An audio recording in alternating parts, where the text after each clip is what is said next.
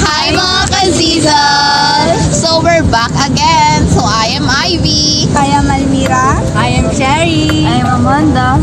So we are Cecil Girlies. So for today's video, we are going to do Food mukbang! So guys, samahan nyo kayo bumili ng mga lulutuin natin.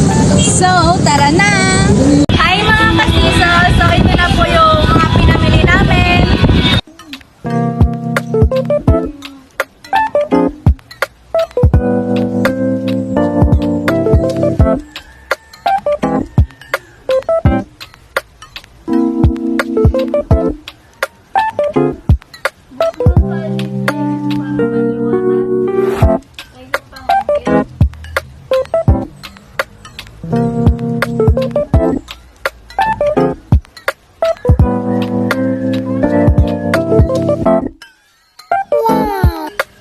So what's up with you all? So matapos ang 325 days finally nakaluto na rin.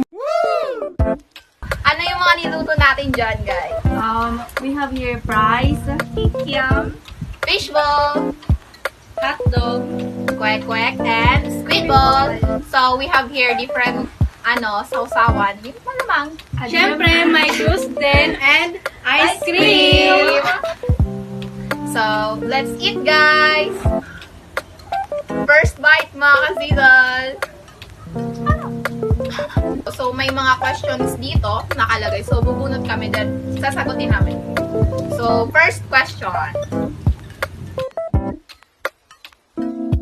What's your favorite color? Black po. How about you? My favorite color is pink. Oh my God, you know, parehas kami ng favorite color. My favorite color is pink also. How about you? Black. Obvious.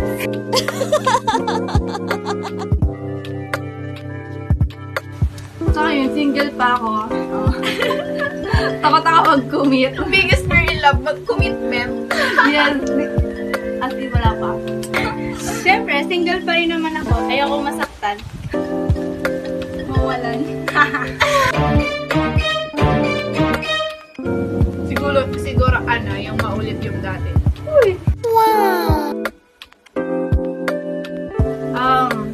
First impression ko kay Almira, tahimik, pero nung nakilala ko siya, Kupal pala! tapos kay Ivy din, nung first na meet up namin, sabi niya, ano po yun? Nagumpo ka na dati. Kasi nga po, ako yung mayor. Tapos ngayon, Kinukupal ko na sila lahat. ano din si Jerry, nung una Very approachable. naingay siya. Tapos nakakagulat ko kasi magaling po siya mag-investigate. Oo! As in, hindi pa namin siya kilala pero alam niyo na yung background namin. Siguro pati yung lola namin na nakita niya na kung sino. Na-stalk niya na po lahat sa FB. Oo. Investigado. First impression ko kay Ate Ram, maingay. Maingay agad, guys. Nakaupo kasi siya sa likod ko na nung orientation. And kahit hindi ko siya kilala, hiningitian niya ako. And kay Ivy, siguro nung una, akala ko talaga, guys, tahimik siya. Alam mo lang yan. Tapos kay She, yung impression ko sa kanya, very approachable tapos maingay. Pero nung kasi siya, kasi nauna kong nakausap, pero nung pala sa personal, kabaliktaran siya.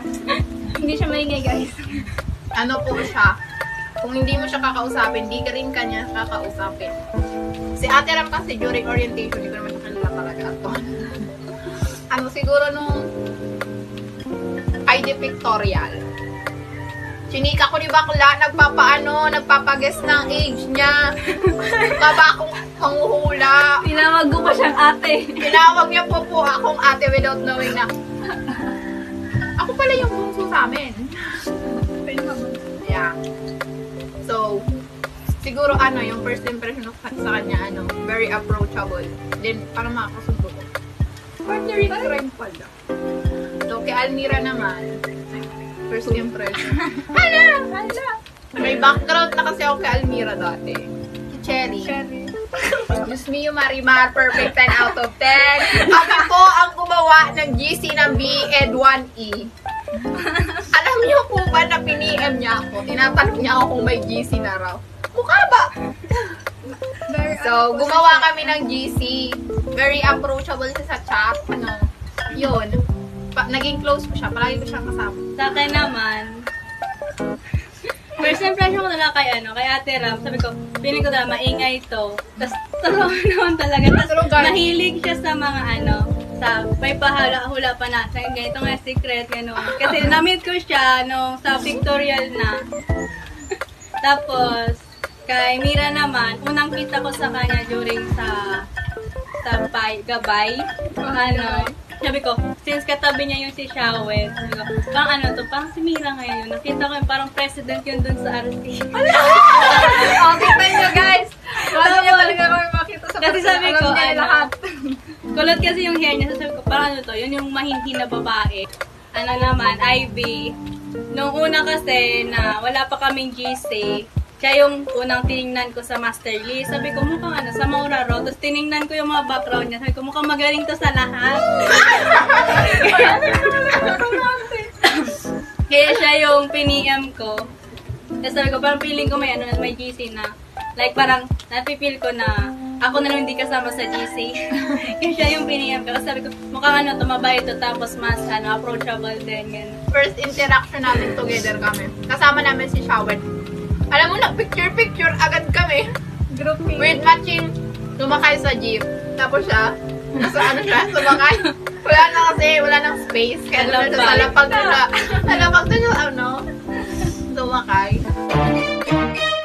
Na kaming magkasama pag may event sa Rico. Sabay din kami umuwi. Sabay din kami. Until now, kami pa din. Pet peeve ko. Pinaka-hate ko talaga. Yung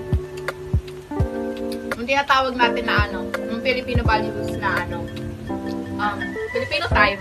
Kuha mo ang inis ko.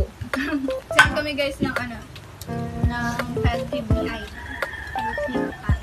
Actually, yung pet peeve ko yung talaga, yung mga pabigat sa grupo.